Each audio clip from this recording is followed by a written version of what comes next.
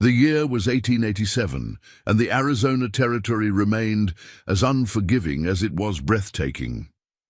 Beneath a vast turquoise sky that seemed to touch every horizon, the remote homestead of Sarah Mitchell stood alone against the elements, a solitary outpost of civilization in a land that resisted taming. What most considered an impossible place to survive, a harsh landscape where dreams withered under the merciless sun, had become Sarah's desperate refuge, a place where she could finally escape the shadows that had followed her from Boston. But on that fateful autumn evening, when an injured Navajo elder collapsed at her doorstep, Sarah couldn't have known that her act of compassion would forever alter the delicate balance between two worlds, or that 1 week later, as dawn broke over the mesas, she would find herself surrounded by the elder's tribe, their intentions as unclear as the fate that awaited her.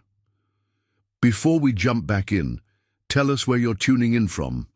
And if this story touches you, make sure you're subscribed, because tomorrow I've saved something extra special for you.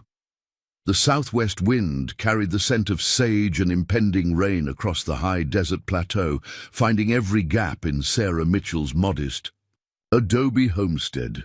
Inside, she huddled closer to the iron stove, her calloused hands wrapped around a steaming cup of chicory coffee. 3 years she had been here, though sometimes it seemed like a lifetime. 3 years of coaxing stubborn crops from reluctant soil, of startling at unfamiliar sounds in the night, of learning to read the land's warnings in shifting clouds and animal behavior. She'd once been Sarah Elizabeth Mitchell of Philadelphia, daughter of Judge William Mitchell, educated at prestigious female academies, destined for a respectable marriage and a life of quiet luxury. Now she was simply Sarah, a homesteader with 30 acres of hard-won land that most locals had wagered she wouldn't survive a season on. The irony wasn't lost on her. Her father had spent his career dispensing justice from the comfort of mahogany-paneled courtrooms, while his daughter now answered only to the harsh justice of the Arizona wilderness. The small window beside her door framed a landscape turning golden in the late afternoon sun. In the distance, the sacred mountains of the Navajo people dominated the horizon, their red and purple shadows lengthening with the day's end. Sarah had learned to respect those mountains and the people who considered them the boundary posts of their homeland. She'd also learned to keep her distance. Relations between settlers and the tribes remained unpredictable at best, openly hostile at worst. A sudden sound outside, the distinct shuffle of footsteps on loose gravel, sent her heart racing. Sarah set down her cup and reached for the Winchester rifle that was never far from her grasp. Homesteading alone as a woman had taught her to treat every unexpected visitor as a potential threat until proven otherwise. Moving silently to the window, she peered through the gap in the rough cotton curtains. The fading light revealed a figure, slumped against her garden fence, an elderly man in traditional Navajo clothing, his silver-streaked hair bound in the traditional way, his face etched with pain. Blood darkened the fabric at his side. For a long moment, Sarah remained frozen in indecision. The nearest town was 20 miles away. The nearest neighbor, the cantankerous Thomas Reynolds, was 5 miles east and no friend to the native tribes. Every instinct honed during her years in this unforgiving territory told her to bar her door, to wait until the man either recovered enough to move on or... She pushed the thought away. "Damn it all," she whispered, setting the rifle down, but keeping it within reach.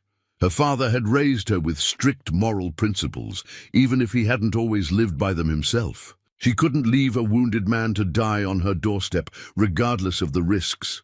The wooden door creaked in protest as she pushed it open, the cooling evening air rushing in. The elder's eyes, dark and deeply lined at the corners, fixed on her immediately, his gaze surprisingly alert despite his obvious distress. "Water," he said in English, accented but clear. Please. Sarah hesitated only briefly before returning to fetch her canteen. The man drank slowly when she held it to, his lips' dignity evident in every careful movement, despite his condition. "You're hurt," she said unnecessarily, eyeing the wound at his side. "I should get you inside before the temperature drops."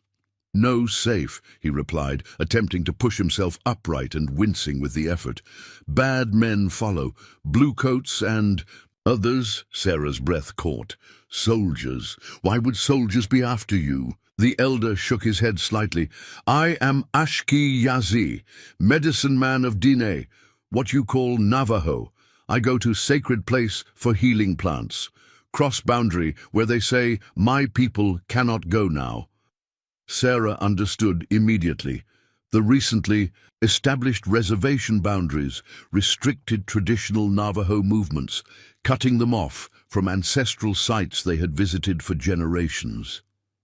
A medicine man venturing beyond those boundaries to gather traditional healing plants would indeed attract unwanted military attention. "How badly are you hurt?" she asked, already calculating the risks of helping him versus turning him away. Ashki pulled back his blanket to reveal a bullet wound in his side, not immediately life-threatening but serious enough to prevent travel. "Soldiers shoot. I hide. In canyon, then walk many miles. Your place only light I see." The prudent choice was clear. Help him enough to move on and deny ever seeing him if questioned later. But something in the elder's dignified bearing, in the wisdom evident in his weathered face, stirred something in Sarah. Perhaps it was recognition of another soul who understood what it meant to be displaced from everything familiar. "Can you stand with help?" she asked, decision made. "I need to get you inside and treat that wound before infection sets in." With considerable effort and muffled groans of pain, Sarah managed to help Ashki into her home and onto the narrow bed she normally occupied. The bullet had passed through his side, a fortunate circumstance that spared her the dangerous task of extraction. Still, the wound needed cleaning and binding to prevent the infection that killed far more often than the initial injury in this harsh country. As Sarah heated water and gathered what medical supplies she had, the absurdity of her situation wasn't lost on her. She had fled to this remote corner of the Arizona Territory to escape her past, to avoid drawing attention that might lead her father's agents to her doorstep. Now she was harboring a Navajo elder being pursued by military forces, an act that could result in serious consequences from both American authorities and potentially the Navajo tribe itself if they misinterpreted her actions. "Your people will be looking for you," she said, as she carefully cleaned the wound with carbolic acid, a precious commodity she'd traded 3 hand-sewn quilts for the last time a traveling merchant passed through. Ashki's face remained impassive, despite what must have been considerable pain. "My son rides to sacred mountains for ceremony, will not return for 7 days, others not know where I go." "So no one will come looking for you," Sarah clarified, both relieved and concerned by this information. "No come before I heal," he confirmed. "If I not return when expected, then they search." Sarah nodded, focusing on binding the wound with strips of clean cotton. 7 days. She could shelter the elder for a week, give him time to heal enough to return to his people. It was a risk, but one her conscience wouldn't allow her to avoid. As she worked, Ashki studied her face with surprising intensity. "You have healer. Hands," he observed, "steady, gentle, but eyes carry much shadow. You run from something, yes?" Sarah's hands stilled momentarily before continuing their work. "We all have our reasons for being where we are," she replied carefully. "Rest now. We'll talk more when you're stronger." Ashki nodded slightly, seeming to accept her non-answer. "Shadow follows until you face it," he said enigmatically, before closing his eyes. "Like coyote chasing own tail, never catching, always running." Sarah finished binding his wound in silence, troubled by the elder's perceptiveness. She had spent 3 years building a new identity in this harsh landscape, reinventing herself as a capable, independent homesteader with no connection to her former life. Yet this stranger had seen through her careful facade. Within minutes, as darkness enveloped the small homestead, Sarah settled into the wooden chair beside the stove, rifle across her lap, preparing for a night of watchfulness. Outside, the desert. Wind picked up, carrying the first drops of rain and whispering secrets across the land. In the distance, coyotes began their nightly chorus, their eerie calls seeming to echo Ashki's words. The shadow follows until you face it. Sarah rapped, her shawl tighter around her shoulders, fighting a chill that had nothing to do with the desert night. Whatever consequences might come from her decision to help the Navajo elder, she had made her choice. For the first time in years, she had followed her conscience rather than her fear. What she couldn't know, as she maintained her vigil through that long night, was that her act of compassion had set in motion events that would soon bring her face to face with both Ashki's people and the shadows of her own past. A reckoning that would arrive with the dawn exactly 1 week later. Preparing and narrating this story took us a lot of time, so if you are enjoying it, subscribe to our channel. It means a lot to us. Now back to the story. Dawn broke hesitantly over the mesas, pale light filtering through the single window of Sarah's homestead. She hadn't meant to doze, but exhaustion had claimed her sometime in the early morning hours. Now, jerking awake in the wooden chair, her neck stiff and her Winchester still balanced across her lap, Sarah's first instinct was to check on her. Unexpected patient, Ashki lay still on her narrow bed, his breathing shallow but steady. The fever she'd feared hadn't materialized overnight. A small mercy in a situation that offered few. Moving quietly, Sarah stoked the dying embers in the stove and set water to boil for a medicinal tea of yarrow and sage she'd learned to prepare from an old Mexican woman in town.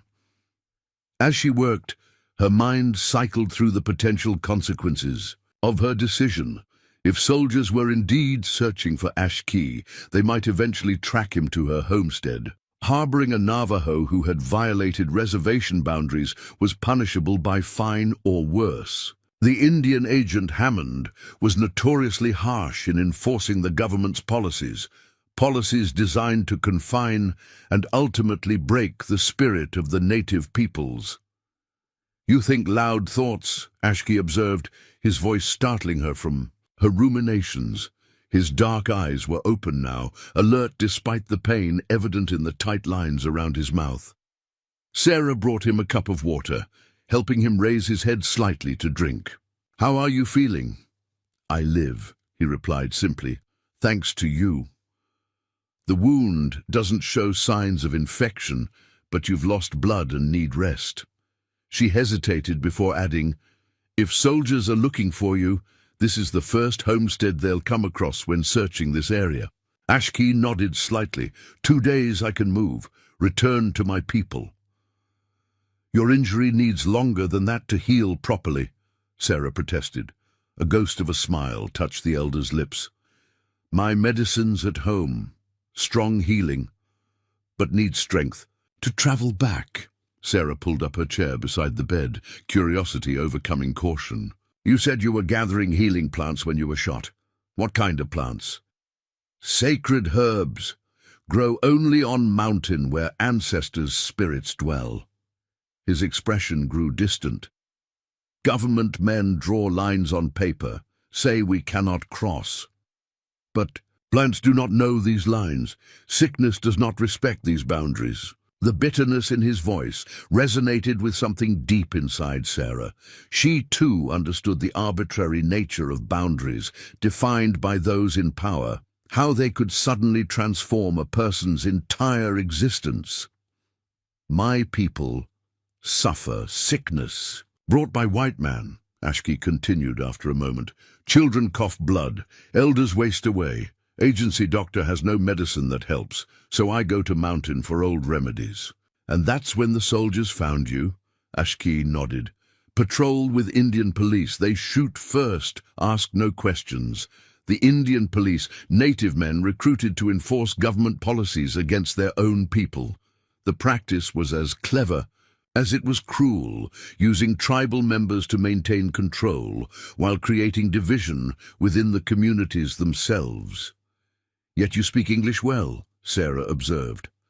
"Mission school as boy," he explained, his expression darkening. "They take Navajo children, cut hair, change names, beat us for speaking our language." He met her gaze directly. "I learn their words to understand their ways, to protect my people." Sarah felt a flush of shame, not for herself specifically, but for the system she was unavoidably part of. "I'm sorry," she said, knowing the inadequacy of the words even as she spoke them. Ashki studied her face. "You different. Eyes see truth, while you live alone in desert far from your kind." The question hit uncomfortably close to the truth Sarah had been running from. For a moment, she considered offering the same vague response she'd given the previous night, but something about the elder's direct gaze encouraged honesty. "I'm hiding," she admitted, perhaps the first time she'd spoken the words aloud since arriving in the territory. "From my father. From a life I couldn't live anymore." "What? Life makes daughter run from father?" Ashki asked, his tone not judgmental but genuinely curious.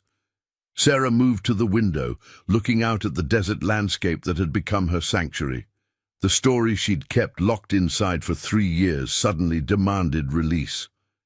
"My father is a federal judge in Philadelphia, powerful, respected, and corrupt." The words came easier than she'd expected. "He sentenced men to prison for bribes, sent innocent people to jail to protect his wealthy friends.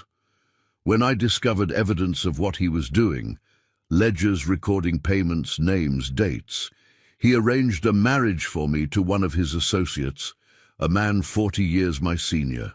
Ashki listened silently, his dark eyes never leaving her face. "I refused," Sarah continued, her voice growing stronger with the telling. "My father locked me in my room, said I would comply or be committed to an asylum for female hysteria. That night I took the ledgers and fled. I had a friend help me secure this land claim, far from his influence." She turned back to face Ashki. "So you see, I understand something about arbitrary boundaries and unjust power." The elder nodded slowly. "Two people, different worlds, same story.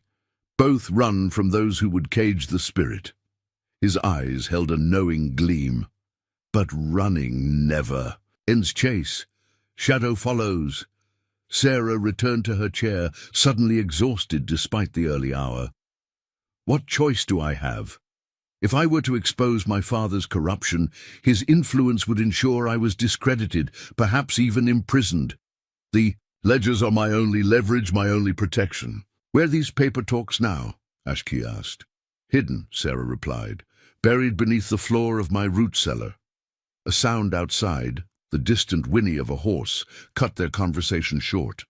Sarah was instantly alert, moving to the window. With practiced silence, in the distance, a cloud of dust marked the approach of riders, still too far to identify. "Someone's coming," she said, anxiety sharpening her voice. 3 riders, maybe 4. Ashki attempted to rise, but fell back with a grimace of pain. "Help me hide," he urged. "Cannot be found here." Sarah quickly assessed her limited options. The homestead consisted of just the main room and a small attached storage space that served as both pantry and root cellar. There were few hiding places for a grown man, injured or not. The cellar, she decided, moving to roll back the rag rug that concealed the trapdoor in the corner. The space below was shallow, barely 4 feet deep, but it was the only option. "Can you move with help?" With considerable effort and muffled sounds of pain, Sarah managed to help Ashki down the rough-hewn ladder into the earth-floored cellar. She passed down blankets and a canteen of water, then paused, struck by a sudden thought.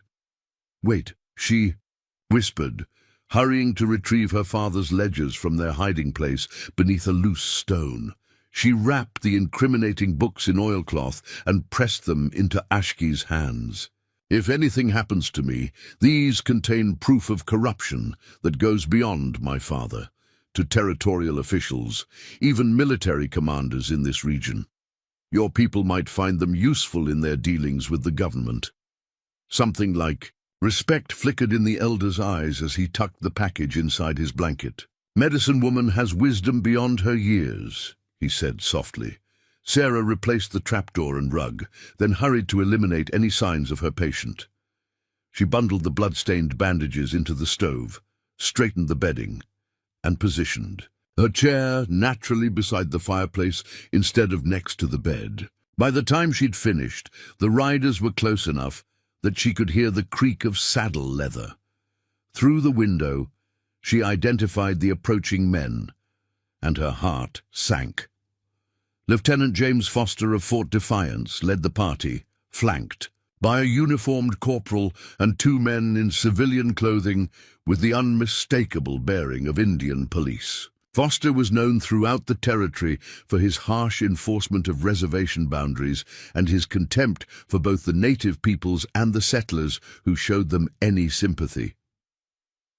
Sarah smoothed her hair, pinched color into her pale cheeks, and opened the door before they could knock. "Better to appear cooperative than defensive. Lieutenant Foster," she called, stepping onto her small porch. "What brings the army to my doorstep so early in the day?" Foster reined his horse to a stop, his expression revealing nothing beneath. The brim of his cavalry hat. He was a handsome man, in the conventional sense, with sharp features and intelligent eyes that missed little. Those eyes had looked at Sarah with interest during his infrequent visits to town, an interest she had consistently rebuffed. "Miss Mitchell," he replied with cool formality, "we're tracking a Navajo man who crossed reservation boundaries 2 days ago. Medicine man, elderly. He was wounded while resisting arrest and has evaded capture since." His gaze swept past her to the homestead's single window. "Given your isolated position, we thought it prudent to check if you've seen anything unusual." The implication was clear. Her remote location made her vulnerable, a fact Foster had commented on during previous encounters. His concern, however, always carried an undertone that suggested she would be safer under male protection, preferably his. "I appreciate your concern, Lieutenant, but I haven't seen anyone," Sarah replied, evenly. Navajo or otherwise, Foster studied her face with uncomfortable intensity. "Mind if we take a look around? For your safety, of course. Wounded men can be desperate." Sarah felt her mouth go dry, but maintained her composure. "Of course," she said, stepping aside, "though there's not much to see." As Foster dismounted, he signaled for the Indian police to circle the homestead while he and the corporal approached the door. Sarah led them inside with a calm she didn't feel, silently praying that Ashki would remain absolutely quiet in his hiding place. "Cozy," Foster remarked, his eyes taking in every detail of her sparse living quarters. "You've made quite a home here, Miss Mitchell. Most women wouldn't attempt such an independent lifestyle." "I've never aspired to be like most women, Lieutenant," Sarah replied, moving to the stove as if to tend it, positioning herself between the men and the concealed trapdoor in the corner. The corporal made a perfunctory circuit of the room while Foster lingered, watching Sarah with that same unsettling intensity. His gaze eventually settled on the bed, where a single dark smudge of blood had escaped Sarah's hasty cleaning. "Hurt yourself recently?" he asked casually, though his eyes had narrowed. Sarah didn't miss a beat. "Butchering a rabbit yesterday. I'm afraid housekeeping suffers when you're doing everything alone." A commotion outside saved her from further questioning. One of the Indian police appeared at the door, holding the reins of a paint horse Sarah had never seen before. "Found this hidden in the wash behind the homestead, sir. Navajo saddle blanket, blood on the mane." Sarah's heart sank as Foster's expression hardened from suspicion to certainty. The elder must have managed to conceal his horse before collapsing at her doorstep, a detail he hadn't shared, and one that now threatened them both. "Search the property thoroughly," Foster ordered, his hand moving to rest on the revolver at his hip as he turned back to Sarah. "It seems we have more to discuss, Miss Mitchell." "Lieutenant, I can explain," Sarah began, her mind racing to construct a plausible story that wouldn't endanger either herself or the injured man hidden beneath her floorboards. Foster's expression had transformed completely, the polite veneer replaced by cold authority. "I'm sure you can, Miss Mitchell. Women often have creative explanations when caught in deception." The condescension in his tone sparked a flare of anger that momentarily overpowered Sarah's fear. She drew herself up, meeting his gaze directly. "That horse could have wandered here from anywhere. The Navajo graze their herds throughout this region, despite your arbitrary boundaries." "Arbitrary?" Foster's eyebrows rose. "Those boundaries are federal law, Miss Mitchell. Laws that maintain order and protect settlers like yourself from savages who'd as soon scalp you as look at you." Sarah bit back a sharper retort, reminding herself that antagonizing the lieutenant would only make matters worse. "I meant no disrespect to the law, Lieutenant. I merely suggested that a stray horse doesn't prove anything about my actions." The corporal had begun methodically searching the cabin, moving aside furniture and checking the walls for any sign of concealment. Sarah watched with growing dread as he approached the corner where the root cellar lay hidden beneath the rug. "Sir," the younger man called, noticing the edges of the trapdoor beneath the worn fabric. "There's something here." Sarah's heart hammered against her ribs. "That's my root cellar," she said quickly, "for storing vegetables through winter. Every homestead has one." Foster moved to stand beside the corporal, watching as the man pulled back the rug to reveal the wooden door set into the floor. "Open it," he ordered. "Lieutenant, this is still my home," Sarah protested, stepping forward only to find her path blocked by Foster's outstretched arm. "A home where you're harboring a fugitive in violation of federal law," he countered. "That forfeits certain courtesies." "Miss Mitchell." The corporal lifted the trapdoor, and Foster drew his revolver before peering into the darkness below. For a moment, absolute silence filled the cabin. Then Foster looked up at Sarah, confusion evident in his expression. "Empty," he said. The corporal lowered himself partially into the opening, holding a lantern to illuminate the earthen space. "Nothing here, sir. Just some preserves and a few sacks of potatoes." Relief washed through Sarah so powerfully that her knees nearly buckled. Somehow, impossibly, Ashki had vanished from the cellar where she had hidden him not 10 minutes earlier. Foster holstered his weapon, his eyes never leaving Sarah's face. "Search outside again," he instructed the corporal. "Check every outbuilding, every wash within half a mile. He can't have gotten far if he's injured." As the corporal departed, Foster closed the distance between himself and Sarah. "I don't know how you've managed to conceal him, or why you would risk everything to help a Navajo criminal, but I advise you to reconsider your position.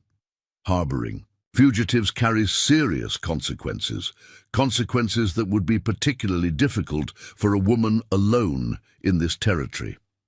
The threat beneath his words was unmistakable. Sarah held her ground, though it took every ounce of her will to meet his penetrating gaze. "I've told you the truth, Lieutenant. There's no one here but me." Foster studied her for a long moment before a cold smile touched his lips. "For now, perhaps I'll accept that answer, but understand this. I'll be watching this homestead. If the medicine man contacts you, if you see any sign of him, it would be in your best interest to notify me immediately." He removed his glove and reached out to touch her cheek, a gesture that made Sarah's skin crawl. "I would hate to see someone of your quality suffer the consequences of misplaced sympathies." Sarah remained perfectly still until he withdrew his hand. "I understand perfectly, Lieutenant." "I doubt that," he replied. But you will, should it become necessary. The search of Sarah's property continued for another hour, the Indian police methodically covering every possible hiding place while Foster remained inside, ostensibly to ensure Sarah didn't attempt to signal any hidden accomplices. His presence filled the small space, a constant reminder of the precarious position in which she found herself. When the searchers finally reported finding nothing, Foster appeared genuinely perplexed. "He was here," he said, more to himself than to Sarah. "The horse, the blood." His gaze swept the cabin once more. "Somehow, you've helped him escape. Or perhaps he was never here at all," Sarah suggested, unable to resist the small defiance. Foster donned his hat, fixing her with a final cold stare. "For your sake, Miss Mitchell, I hope that proves true. We'll be patrolling this area regularly. If I find evidence you've lied to me today, my return visit will be far less cordial." Only when the riders had disappeared over the ridge did Sarah allow herself to collapse into her chair, trembling with the aftermath of fear and relief. Where was Ash Key? How had he managed to vacate the cellar without being discovered? More importantly, where were her father's ledgers now? The answer to her first question came sooner than expected. As twilight descended on the homestead, Sarah was startled by a soft scratching at her back door, the one that opened toward the small vegetable garden she had painstakingly coaxed from the arid soil. Rifle in hand, she approached cautiously. "Who's there?" "Friend," came the whispered response in a voice she recognized.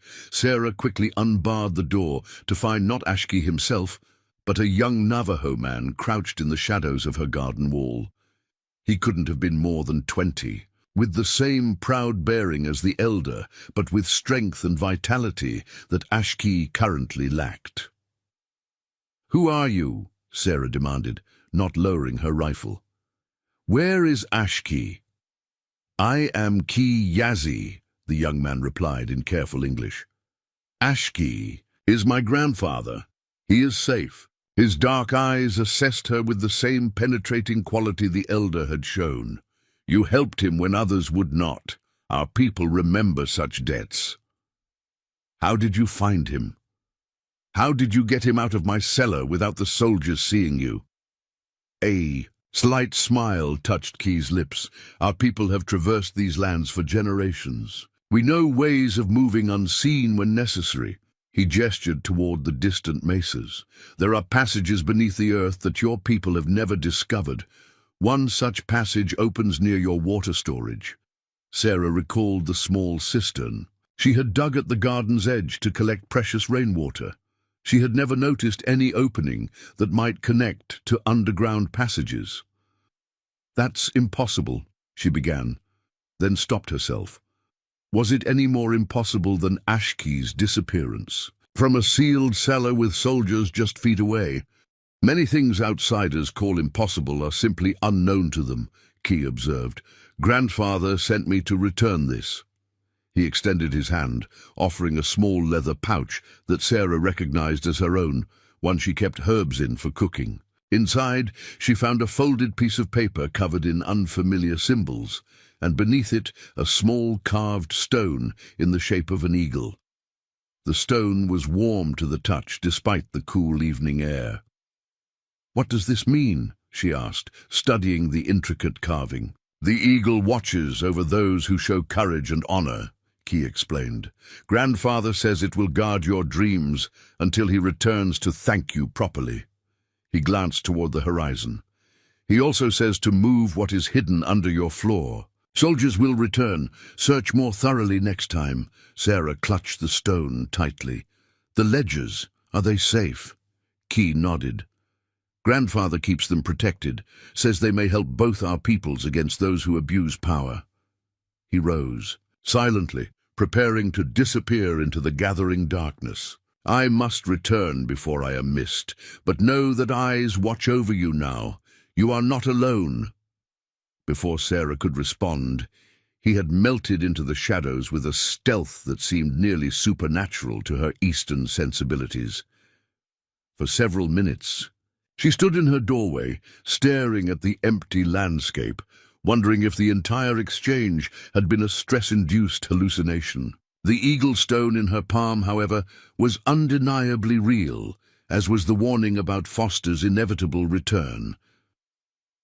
That night, Sarah worked by lantern light to relocate her few valuables from the root cellar to a new hiding place she constructed beneath the hearthstones. As she worked, her mind kept returning to Key's words, "Eyes watch over you now. You are not alone." After 3 years of isolation, of trusting no one, the idea that unknown eyes watched her homestead should have been terrifying. Instead, she found it oddly comforting. Somewhere in the vastness of the territory, Ashki was recovering among his people, the evidence against her father secure in his keeping. For the first time since fleeing Philadelphia, Sarah had allies, however unexpected. She slept that night, with the eagle stone beneath her pillow, her dreams untroubled by the anxieties that had plagued her since Foster's visit. In the morning, she began her chores with renewed purpose, keeping a watchful eye on the horizon for returning soldiers, but no longer paralyzed by the fear of discovery. 3 days passed without incident. Sarah maintained her usual routines, tending her garden, caring for her small flock of chickens and single milk cow, repairing the endless small damages that the harsh desert environment inflicted on her homestead. Occasionally, she caught glimpses of movement at the edge of her property, a shadow that didn't match the surrounding landscape, a flash of color among the scrub brush that vanished when she looked directly at it. The promised watchful eyes. She assumed, though she never approached these manifestations nor acknowledged them openly. On the 4th day, as Sarah returned from the small spring that supplied her drinking water, she noticed fresh hoofprints crossing her property, not the military-precise tracks of cavalry mounts, but the unshod prints of Navajo ponies. They led directly to her back door and then circled the homestead before disappearing toward the western mesas. On her doorstep lay a small bundle wrapped in hand-woven cloth. Inside, Sarah found dried herbs that gave off an aromatic scent she didn't recognize, and a portion of what appeared to be bread made from unfamiliar blue cornmeal. A gift of thanks, perhaps, or a gesture of alliance. Sarah brought the offerings inside, placing the herbs carefully in her cabinet of medicinal supplies and breaking off a piece of the bread to taste. Its nutty flavor was unlike anything she had encountered before, but pleasant in its unfamiliarity. She was about to close her door when a distant dust cloud caught her attention, riders approaching from the east, from the direction of Fort Defiance. Foster had returned as predicted, likely with more men and a more thorough search plan. Sarah quickly secured her home, ensuring no trace of the Navajo gifts remained visible, then waited on her porch, a posture of innocence that belied the apprehension coursing through her. As the riders drew closer, however, Sarah realized this was not Foster's patrol returning. Instead of uniformed cavalry, these riders wore civilian clothing, though they moved with the coordinated precision of men accustomed to working together. At their head rode a figure Sarah recognized with a shock that turned her blood to ice: Thomas Blackwell, her father's most trusted investigator, the man who had tracked down countless fugitives for Judge Mitchell over the years. Her past had found her at last, and at the worst possible moment, caught between Lieutenant Foster's suspicions and her tenuous new alliance with Ashki's people. As Blackwell's party approached, Sarah felt the weight of the eagle stone in her pocket, a small comfort against the reckoning that now loomed before her. Sarah's fingers tightened around the porch railing as Blackwell reined his horse to a stop before her homestead. Time had added silver to his temples and deepened the lines around his eyes, but his hawk-like features remained unchanged. The same calculating gaze she remembered from Philadelphia society functions where he had hovered at her father's shoulder, watching, assessing, quietly gathering information on anyone who might threaten Judge Mitchell's interests. "Miss Sarah," he called, removing his hat with a gentility that contrasted sharply with his reputation as her father's merciless enforcer. "It's been a long journey to find you." Sarah straightened her spine, refusing to show the fear that threatened to paralyze her. "Mr. Blackwell, my father must be desperate indeed to send you so far from civilization." A thin smile crossed Blackwell's weathered face. "Judge Mitchell has been concerned for your well-being. 3 years is a long time to worry about one's only daughter." "Concerned for his reputation, you mean?" Sarah replied, unable to keep the bitterness from her voice. "Or for the ledgers I took with me?" Blackwell dismounted with the fluid grace of a man half his age, motioning for his 3 companions to remain on horseback. "May I approach, Miss Sarah? It seems we have much to discuss, and the desert sun is unforgiving to men who've ridden far." Sarah weighed her options quickly. Refusing him would only delay the inevitable confrontation and might prompt a forceful entry that would negate what little advantage her position as homeowner provided. "Better to maintain the illusion of control for as long as possible. You may approach, Mr. Blackwell, alone." She emphasized the last word, her gaze shifting pointedly to his armed companions. Blackwell nodded to his men, who remained mounted but watchful as he climbed the 3 steps to Sarah's porch. Up close, she could see the exhaustion in the set of his shoulders, the trail dust that coated his otherwise immaculate clothing. He had indeed ridden far and hard to find her. "You've built quite a life for yourself," he observed, glancing around at the modest but well-maintained homestead. "Most would have wagered against a judge's daughter surviving alone in such country." "Most would have lost that wager," Sarah replied evenly. "What does my father want, Mr. Blackwell? After disowning me so publicly, why track me down now?" Blackwell studied her face for a moment before answering. "Times change, Miss Sarah. Circumstances evolve. Your father faces political challenges. The return of his daughter and certain missing documents would simplify matters considerably." "Political challenges," Sarah repeated, a humorless laugh escaping her. "How diplomatic of you. Has someone finally questioned his rulings, or did one of his victims find the courage to speak out?" Senator Harrison's son was recently appointed to the Oversight Committee examining judicial conduct in the eastern districts. Blackwell explained, his tone neutral but his eyes sharp. "The young man seems determined to make a name for himself by investigating allegations of impropriety. Your father thought it prudent to resolve any potential complications before testimony begins." Sarah absorbed this information with a mixture of vindication and apprehension. After years of operating with impunity, her father was finally facing scrutiny. Yet that same scrutiny had driven him to find her after 3 years of blessed anonymity. "And if I refuse to return?" she asked, though she already knew the answer. Blackwell's expression remained pleasant, but his voice took on an edge of steel. "Judge Mitchell has arranged a full pardon for any indiscretions that might have precipitated your departure.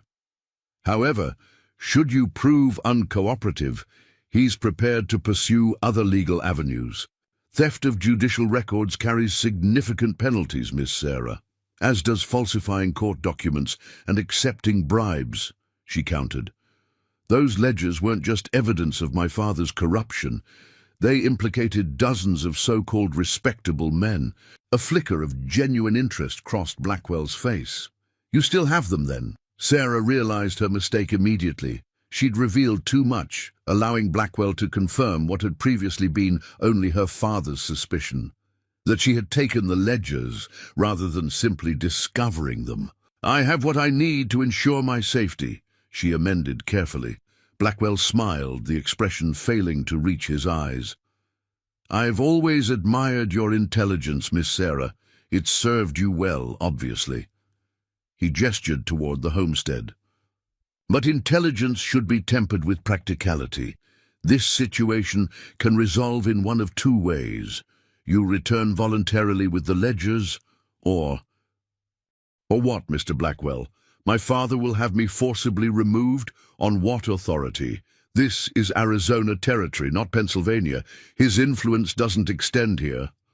Doesn't it? Blackwell countered softly. Judge Mitchell has cultivated relationships far beyond Philadelphia, Miss Sarah. The territorial governor counts him as a personal friend. The Indian agent at Fort Defiance corresponded with him just last month regarding mutual acquaintances. Sarah felt a chill that had nothing to do with the desert breeze.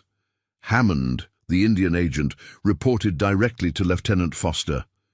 If her father truly had connections in the territorial government, her position was far more precarious than she had realized.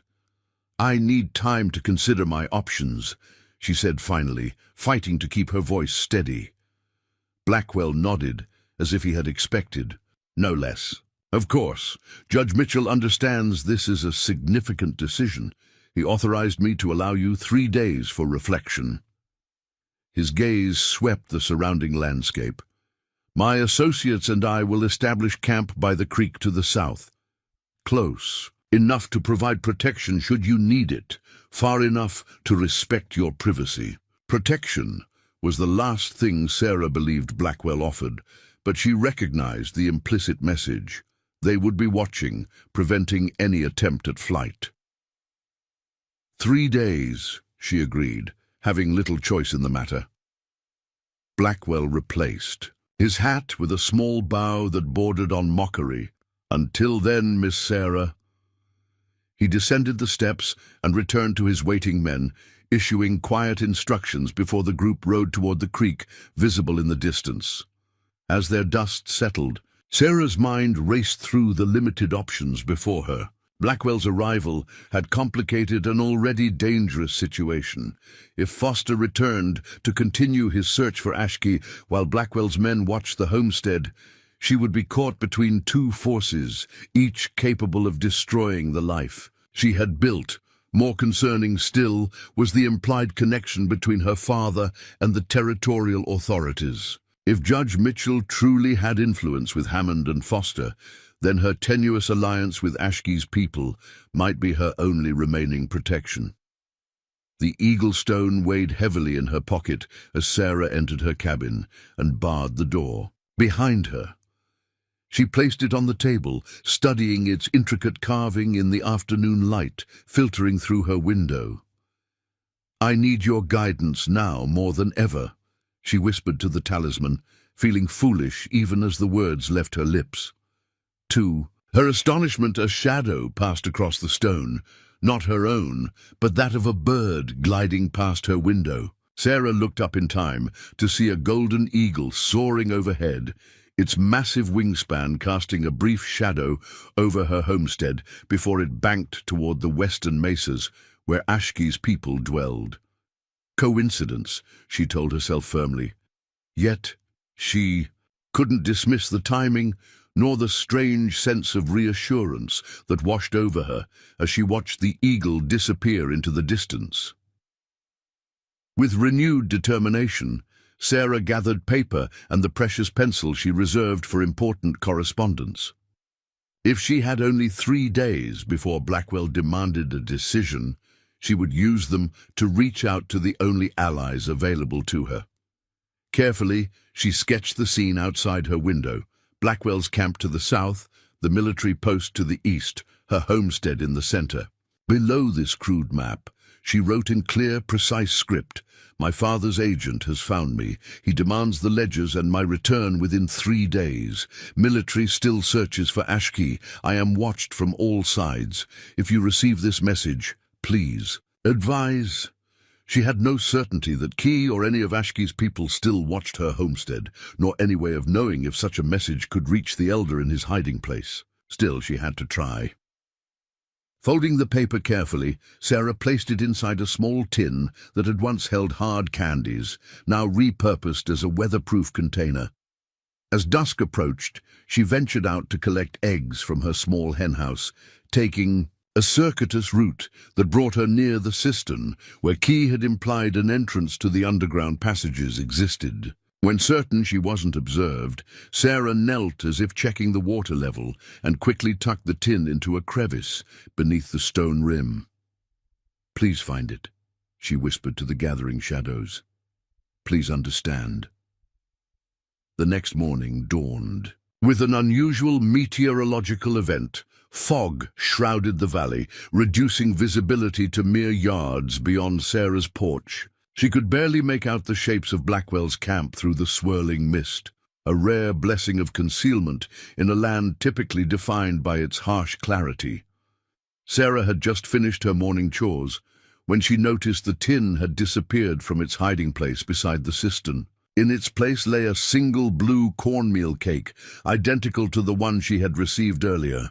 Heart pounding, she broke it open to find a small piece of paper hidden inside, covered in the same strange symbols she had seen on Ashki's previous message, but with one addition she could understand, a rough drawing of the full moon with 3 marks beneath it. 3 nights, she interpreted. Something would happen when the full moon rose 3 nights from now, the very night Blackwell's ultimatum expired. That afternoon, Lieutenant Foster returned with a larger contingent of soldiers and Indian police. Sarah watched from her porch as they approached, noting that Blackwell and his men had emerged from their camp to observe the military party with evident interest. The 2 groups converged at her homestead, Foster and Blackwell sizing each other up with the wariness of predators, encountering unexpected competition. Neither man seemed pleased by the other's presence. "Miss Mitchell," Foster greeted her stiffly, "I see you have visitors." "Mr. Blackwell represents my father's interests in a family matter," Sarah explained, keeping her voice neutral. "Lieutenant, Foster is searching for a fugitive from the reservation," she added for Blackwell's benefit. The 2 men exchanged measured nods, each clearly calculating how the other's presence affected their respective missions. Foster broke the silence first. "We've tracked the medicine man to this general area. My men will need to conduct another search of your property and the surrounding terrain." Blackwell stepped forward. "Judge Mitchell would be most concerned to hear his daughter's home has become a target of military interest, Lieutenant. Perhaps you could clarify the nature of these searches." Foster's expression cooled noticeably. "This is a military matter regarding reservation boundaries, sir. I'm not at liberty to discuss the details with civilians." "Of course," Blackwell conceded with a thin smile. "However, as Miss Mitchell's legal representative, I must insist on being present during any search of her property." The 2 men locked eyes in a silent battle of wills that Sarah observed with growing unease. Foster clearly resented Blackwell's interference, while Blackwell seemed determined to insert himself into the lieutenant's investigation, whether out of genuine concern for Sarah's interests or to discover any connection between her and Ashki remained unclear. "Very well," Foster agreed finally. "You may observe, but my men will conduct the search according to military protocol." As the soldiers spread out across her property, Sarah remained on the porch, caught between these 2 dangerous men and their competing agendas. The Eaglestone felt heavy in her pocket, a reminder of yet another force at work in this increasingly complex situation. 3 nights until the full moon. 3 nights to survive this dangerous convergence of threats. 3 nights until whatever plan Ashki and his people had set in motion would reveal itself. Sarah could only hope their solution would arrive before either Blackwell or Foster discovered the truth that somewhere in the labyrinth of passages beneath the desert, an injured Navajo elder held evidence that could destroy not only her father, but potentially the corrupt system that empowered men like Foster to enforce unjust laws against people who had inhabited these lands for countless generations before. White settlers arrived. Foster's second search proved even more thorough than the first. His men dismantled Sarah's root cellar, probed every floorboard, and examined each piece of furniture for hidden compartments. They extended their investigation to the chicken coop, the small barn housing her cow and mule, and even the outhouse. At the property's edge, all while Blackwell observed with calculating eyes, noting every detail of the homestead and the military's procedures. When the soldiers finally discovered the loose stones beneath Sarah's hearth, her hastily created hiding place after Key's warning, Foster's triumph was palpable. Yet the space contained only her meager savings and a locked box holding her land deed and personal correspondence. Of the fugitive medicine man or the mysterious ledgers, there was no sign. Quite the elaborate hiding place for ordinary documents. "Miss Mitchell," Foster remarked, turning the brass key to her lockbox between his fingers. "A woman alone must take precautions, Lieutenant," Sarah replied evenly, extending her hand for the key. "Especially in territory where law enforcement seems more concerned with harassing homesteaders than protecting them." Foster returned the key with obvious reluctance. "My men will continue searching the surrounding area. The medicine man is injured and couldn't have traveled far without assistance." His gaze lingered meaningfully on her face. "Someone in this region is helping him evade capture. Perhaps he's simply more resourceful than you give him credit for," Sarah suggested, unable to resist the small defiance, despite Blackwell's warning glance from across the room. Foster's expression hardened. "Native resourcefulness is precisely what reservation boundaries are designed to contain, Miss Mitchell. Those who disregard such boundaries, or assist others in doing so, undermine the very civilization they claim to represent." With that parting admonition, Foster ordered his men to withdraw, their search expanding outward from the homestead in widening circles. Sarah watched from her window as they methodically combed the surrounding terrain, their blue uniforms stark against the desert landscape. "You seem remarkably unconcerned about military personnel ransacking your home," Blackwell observed once they were alone. He stood by her hearth, studying the disturbed stones with evident curiosity. "Most women would be distressed by such an invasion. Most women haven't spent 3 years defending their land against everything from rustlers to flash floods," Sarah countered. "Lieutenant Foster's suspicions are merely the latest challenge to overcome." Blackwell turned to face her, his expression unreadable. "What exactly does he suspect you of, Miss Sarah?" "Harboring a Navajo fugitive seems rather specific. The lieutenant's imagination exceeds his evidence," she replied carefully. "He found an injured man's horse near my property and leapt to conclusions that suited his preconceptions about native criminals and sympathetic settlers." Indeed, Blackwell's tone suggested he found the situation more intriguing than he was willing to admit. "A curious coincidence, this manhunt coinciding with my arrival on your father's behalf." Sarah busied herself restoring order to the cabin, refusing to meet his searching gaze. "The territories are full of coincidences, Mr. Blackwell. Prospectors stumble upon silver while searching for water. Cattle thieves encounter rattlesnakes in the very moment of their crimes. Military officers pursue their obsessions, while more worthy matters remain unaddressed." Blackwell smiled thinly at her evasion. "Your father always lamented your wasted potential in law, Miss Sarah. You have a remarkable talent for addressing questions without answering them." He moved toward the door. "I'll return to my camp and allow you to continue your reflections on my offer. Remember, 2 days remain before I require your decision." After Blackwell's departure, Sarah spent the remainder of the day repairing the damage from Foster's search. As she worked, her mind circled endlessly through her limited options. Blackwell would never leave without the ledgers or without her, preferably both. Foster would not abandon his pursuit of Ashkee, especially now that his military pride was engaged. And somewhere beyond her perception, Ashkee's people were planning something involving the full moon, something that might offer escape from this impossible situation. As twilight deepened into night, Sarah sat on her porch, watching the waxing moon rise over the eastern mesas. Tomorrow night it would be full, coinciding with the deadline of Blackwell's ultimatum.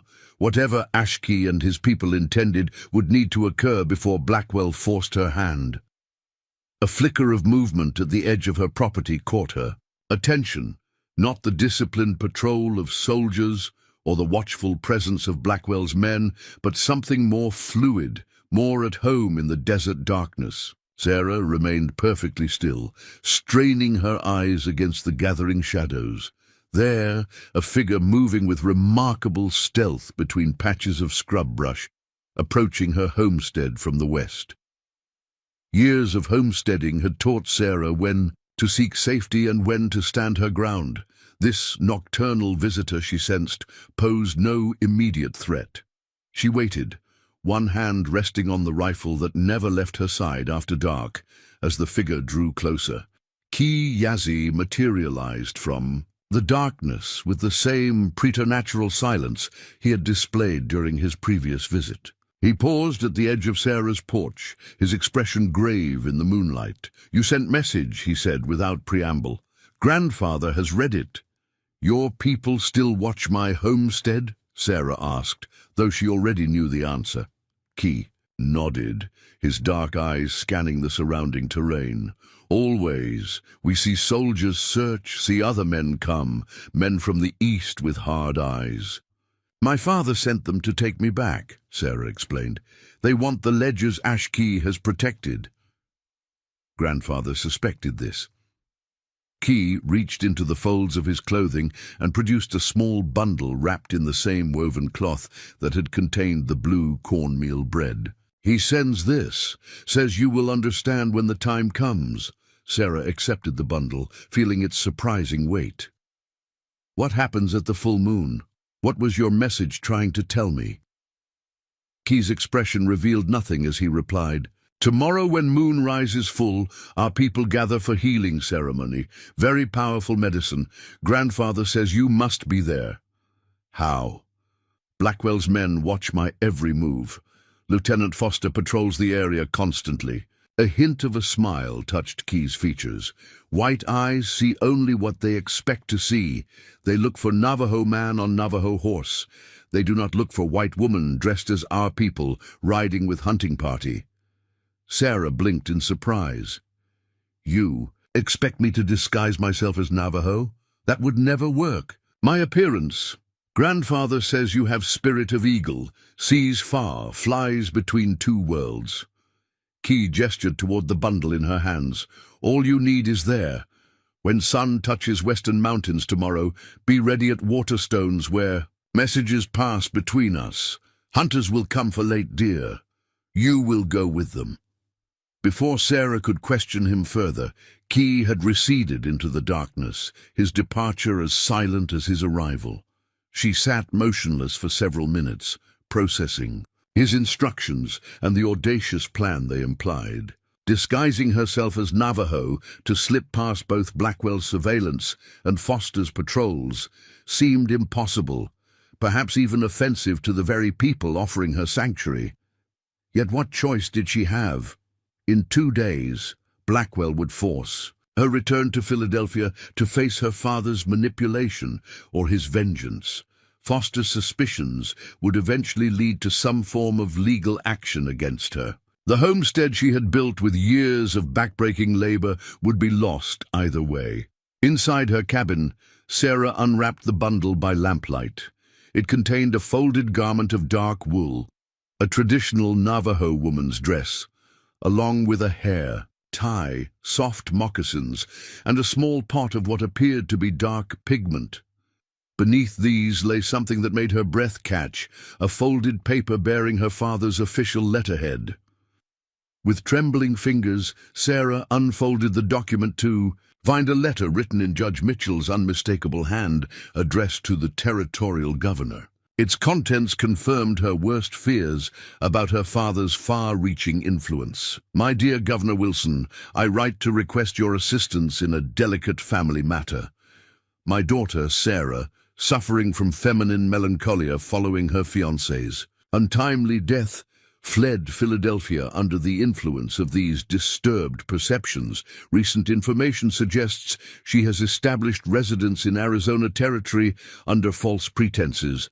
My agent, Thomas Blackwell, travels to retrieve her and certain family documents she removed in her confused state." Any assistance your office can provide in expediting her return to proper medical care would be greatly appreciated. The bearer of this letter is authorized to act with my full legal authority in this matter.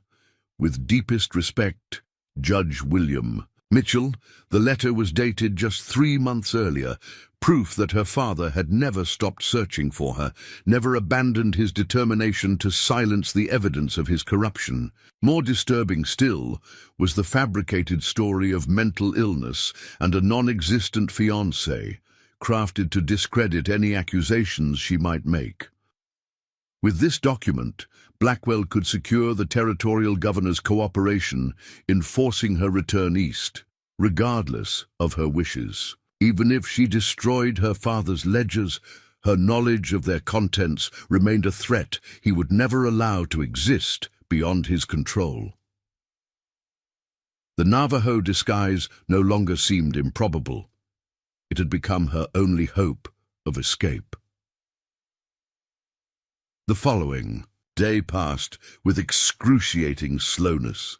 Sarah maintained her normal routines under Blackwell's distant surveillance, tending her garden and animals, while preparing for a departure she could not openly acknowledge. What few valuables she possessed were carefully hidden in a sack buried beneath her chicken coop, her mother's locket, her land deed, and the small cache of coins that represented her entire savings. If she survived the night's desperate gamble, perhaps she could someday retrieve them. As afternoon waned, Sarah noted increased activity around Foster's camp. Riders departed in various directions, suggesting the lieutenant had expanded his search area in a final push to locate Ashkey before. Darkness fell. This unexpected development might work in her favor, spreading the military presence thinner across the territory. Blackwell, too, seemed restless. Twice she observed him riding the perimeter of her property, studying the terrain with the methodical attention of a man planning for contingencies. His 3 companions maintained their positions near the creek, but their alertness had visibly intensified as the deadline for Sarah's decision approached. When the sun finally touched the western horizon, casting long shadows across her homestead, Sarah enacted the first stage of her plan. Carrying her water buckets as usual, she made her way to the cistern, ostensibly to collect the evening's supply. There, partially concealed by the deepening shadows, she quickly uncovered the small opening Key had described, a narrow passage. Beneath the cistern's stone foundation that appeared to descend into darkness, the sound of approaching hoofbeats froze her in place. Peering around the cistern, she saw Blackwell riding directly toward her position, his expression suggesting this was no routine patrol, but a deliberate intercept. "Miss Sarah," he called as he drew near. "A moment of your time, if you please." Sarah straightened, leaving her water buckets beside the cistern and moving to meet him, careful to position herself between Blackwell and the concealed passage entrance. "I was just finishing my evening chores, Mr. Blackwell," she replied, fighting to keep her voice steady. "Has something changed regarding our arrangement?" Blackwell dismounted, his movements deliberate as he secured his horse to a nearby fence post. "Lieutenant Foster's sudden enthusiasm for searching the western canyons struck me as potentially significant," he said, studying her face closely. Almost as if he had received new information about his fugitive's whereabouts. "The lieutenant doesn't share his intelligence with me," Sarah replied, "nor would I expect him to." "No," Blackwell agreed, his tone deceptively casual. "But I couldn't help noticing your interest in this particular water source throughout the day. 4 visits since noon by my count." Sarah's heart hammered against her ribs. He had been watching more closely than she realized. "The garden requires extra water during hot spells. Surely even in Philadelphia they understand basic agriculture." "Indeed." Blackwell took a step closer, his gaze shifting briefly to the cistern behind her. "Yet I find myself wondering what else might interest a judge's daughter in a simple water cache. Perhaps something hidden, something exchanged." Before Sarah could formulate a response, A distant sound interrupted their confrontation, the distinctive, drum-like rhythm of multiple horses approaching at speed from the direction of the western mesas. Both turned to see a group of mounted Navajo hunters emerging from the evening shadows, their silhouettes dark against the reddening sky. The hunting party rode directly toward the homestead, 4 warriors with rifles across their saddles, their expressions impassive beneath wide-brimmed hats adorned with trade beads and hawk feathers. Behind them trailed 2 riderless horses, one laden with what appeared to be a recently killed deer.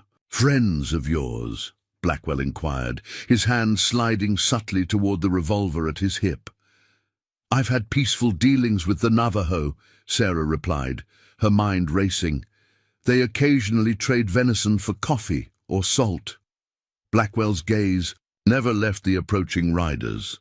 Curious timing for a social visit, wouldn't you say? Almost as if they expected to find you here at this specific moment. Before Sarah could respond, the hunting party reached them. The lead rider, a broad-shouldered man with striking facial tattoos that marked him as a warrior of some status, regarded Blackwell with open suspicion before addressing Sarah in the Navajo language.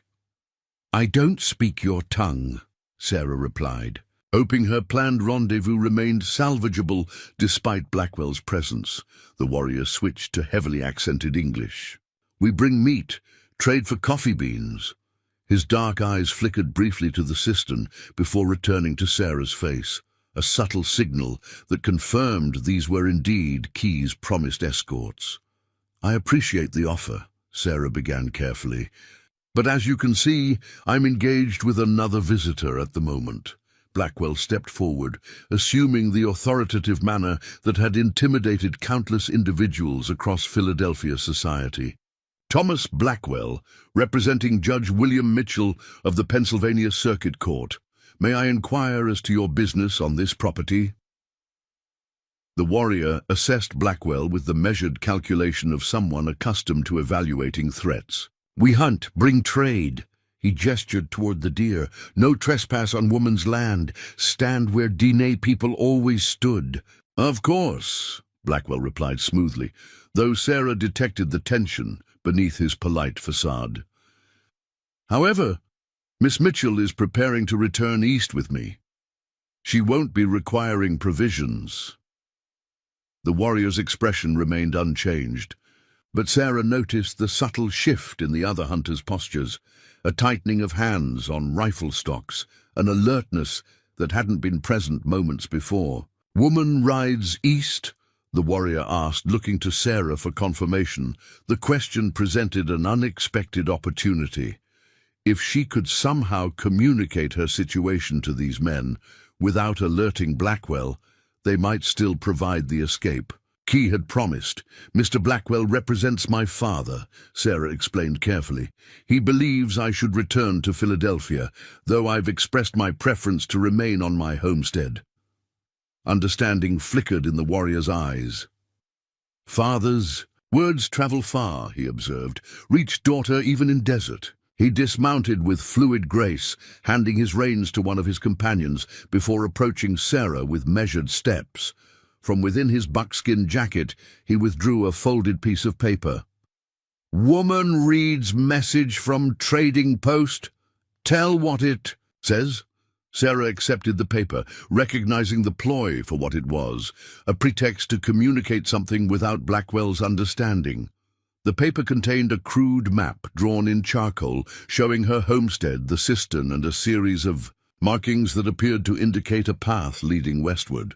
"It's directions to the trading post," she improvised for Blackwell's benefit. "Mr. Willis wants to know if I need supplies before winter." The warrior nodded. "You bring answer now? We wait." He gestured toward the homestead, clearly suggesting Sarah should retrieve something from inside. Blackwell's suspicion was palpable. "I'm afraid Miss Mitchell is rather occupied at present. Perhaps you gentlemen could return tomorrow." "Moon full tonight," the warrior replied, pointing toward the eastern horizon where the moon had begun its ascent. "Good hunting only with full moon. Tomorrow too late." Sarah seized the opening. "It will only take a moment, Mr. Blackwell. I should at least write a response to Mr. Willis explaining my change in circumstances." She took a step toward her cabin before adding, "You're welcome to accompany me, of course." Blackwell hesitated, clearly reluctant to leave the Navajo hunters unobserved, yet equally unwilling to allow Sarah out of his sight. After a moment's calculation, he nodded tersely. "Lead the way, Miss Mitchell." As they walked the short distance to her cabin, Sarah's mind worked furiously to formulate a plan. The bundle Key had delivered, the disguise she was meant to use, lay hidden beneath a loose floorboard near her bed. With Blackwell watching her every move, she had no hope of retrieving it undetected. "You seem unusually accommodating to native customs," Blackwell observed as they reached her door. "Most settlers maintain a more cautious distance." "Isolation changes one's perspective on hospitality," Sarah replied, lighting the lamp inside her cabin. "When your nearest white neighbor is 5 miles distant, you learn to navigate relationships with whoever inhabits the surrounding land." Blackwell remained in the doorway, positioning himself to observe both Sarah and the Navajo hunters waiting by the cistern. "Navigate relationships," he repeated thoughtfully. "An interesting choice of words for interactions with people most consider savages." Sarah located paper and pencil, her movements deliberately unhurried as she crafted a response to the fictional inquiry from the trading post. "I've found the Navajo to be no more savage than certain civilized men of my acquaintance," she replied, unable to keep the edge from her voice. "They at least make no pretense about their intentions." "And what do you believe their intentions are tonight, Miss Sarah?" Blackwell asked, his tone deceptively mild. 4 armed warriors arriving at dusk, coincidentally when your decision regarding your father's offer is due?" Sarah met his gaze directly. "They came to trade, Mr. Blackwell, a concept familiar even in Philadelphia, I believe." Before he could respond, the sound of approaching hoofbeats once again interrupted their exchange. Sarah moved to the window to see 2 military scouts riding hard toward the homestead from the eastern trail. Behind them, in the distance, she could make out the dust cloud that suggested Foster's main force was not far behind. The Navajo hunters had also noticed the approaching soldiers. They remounted with practiced efficiency, the leader making a sharp gesture toward the western horizon before the group wheeled their horses and rode swiftly away from the homestead. "It seems Lieutenant Foster has returned at an inopportune moment." "For your trading partners," Blackwell observed dryly. "Rather remarkable how quickly they departed." Sarah's heart sank as she watched her chance at escape disappearing with the retreating hunters. "The Navajo avoid military patrols whenever possible," she said, trying to mask her disappointment. "History has taught them the wisdom of caution when dealing with bluecoats." The military scouts reined in before Sarah's cabin, dust swirling around their lathered mounts. "Miss Mitchell," the corporal called urgently. "Lieutenant Foster requests you remain indoors. We've tracked the fugitive medicine man to the canyons west of here. There may be armed Navajo in the area." Blackwell stepped onto the porch. "Has there been violence, Corporal?" "No, sir, but the lieutenant believes they're gathering for some purpose, perhaps a raid on settlements." The young soldier's expression betrayed his nervousness. "Best if civilians stay secured until we determine their intentions." Sarah followed Blackwell outside, clinging to a desperate hope that the situation might somehow still work to her advantage. "Surely Lieutenant Foster doesn't believe a few hunters constitute a war party," she protested. "They were just here, trading venison." The corporal's eyes widened. "Navajo were here, at your homestead." He turned in his saddle, gesturing urgently to his companion. "Ride back to the lieutenant. Tell him we've confirmed native presence at the Mitchell homestead within the last hour." The second scout departed immediately, spurring his horse toward Foster's approaching column. The corporal remained, his rifle now held at the ready as he scanned the surrounding terrain. "Please go inside, Miss Mitchell. We'll establish a perimeter." around your property.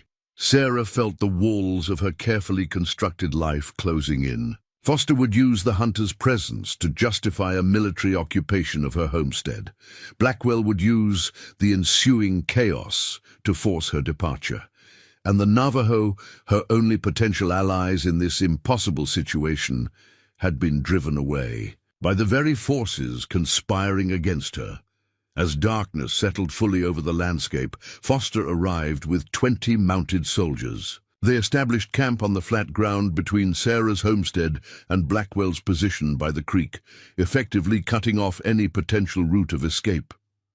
Foster himself approached Sarah's cabin, his manner suggesting he considered this development a personal victory.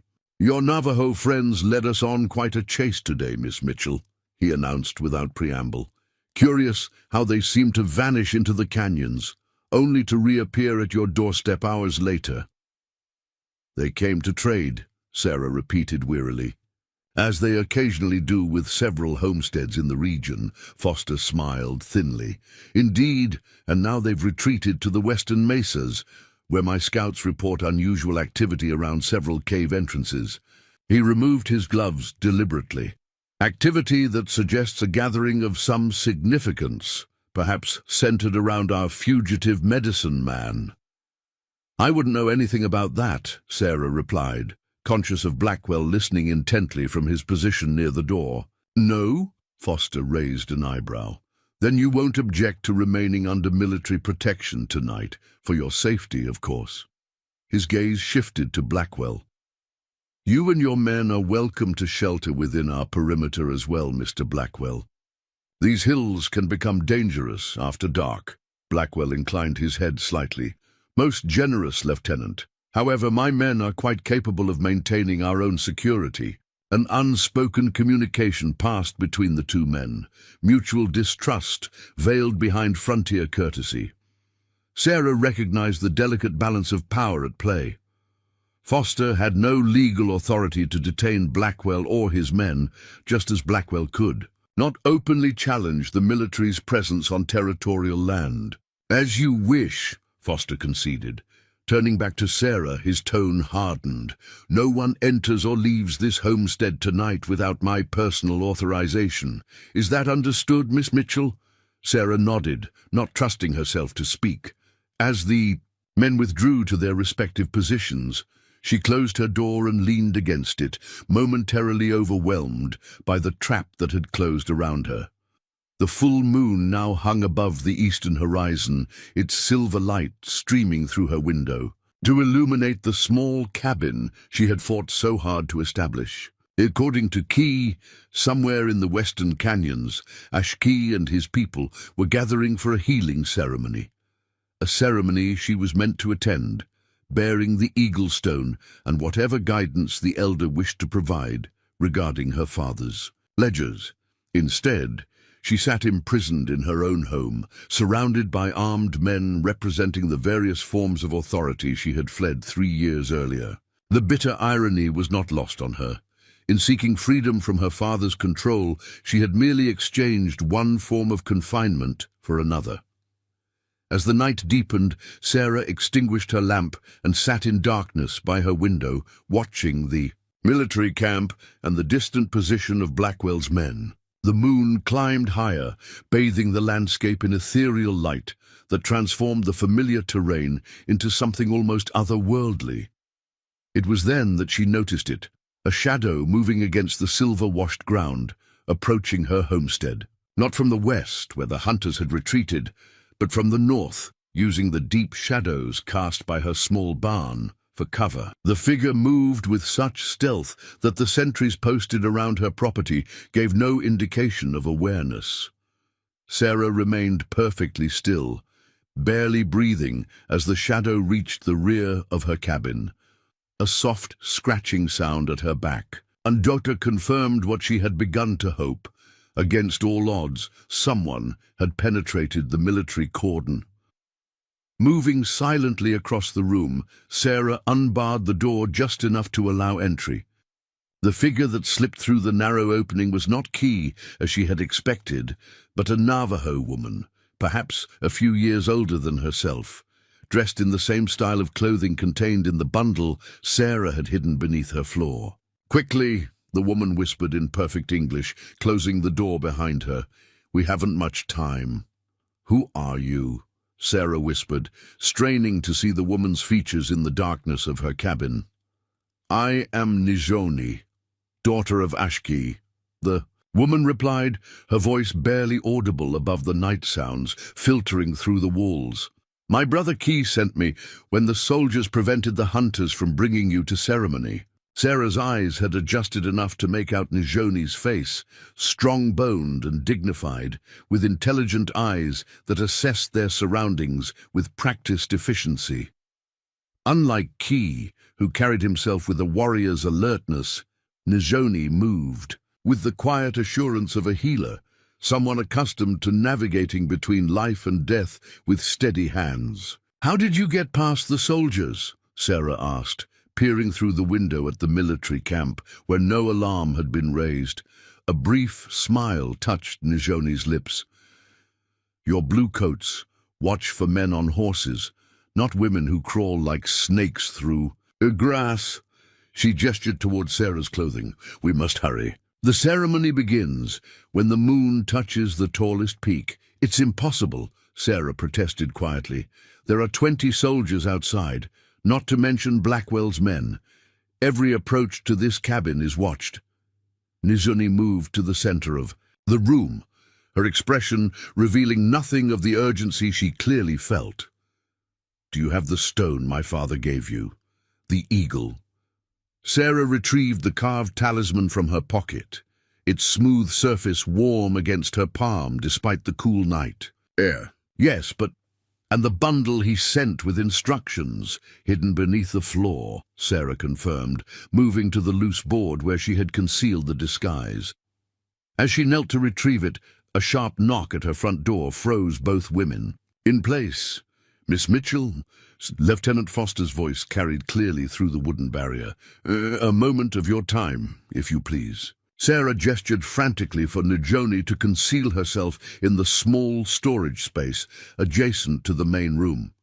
The Navajo woman slipped silently through the narrow doorway as Sarah smoothed her skirts and moved to answer Foster's summons. "Lieutenant," she greeted him with forced composure, "what brings you to my door at this hour?" Foster stood on her porch, silhouetted against the military campfires burning beyond. "My sentries reported movement around your cabin. I thought it prudent to verify your security personally." Sarah maintained a neutral expression despite her racing heart. "As you can see, I'm quite alone. Perhaps your men glimpsed my shadow through the window as I prepared for bed." Foster's gaze swept the visible portion of her cabin with unconcealed suspicion. "Perhaps, though shadows rarely move with purpose." He shifted his weight, hand resting casually on his holstered revolver. "May I come in, Miss Mitchell? A brief inspection would set my mind at ease." The request, phrased as a courtesy but delivered as a command, left Sarah with little choice.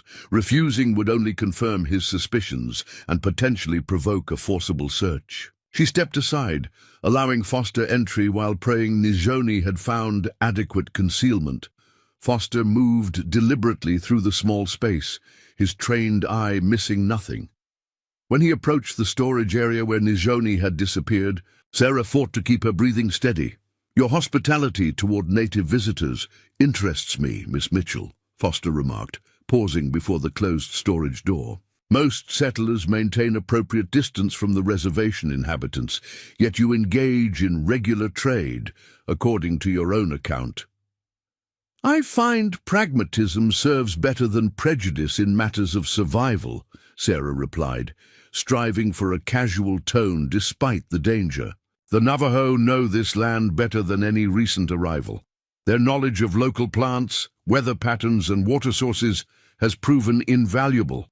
Foster turned to face her, his expression unreadable in the dim light.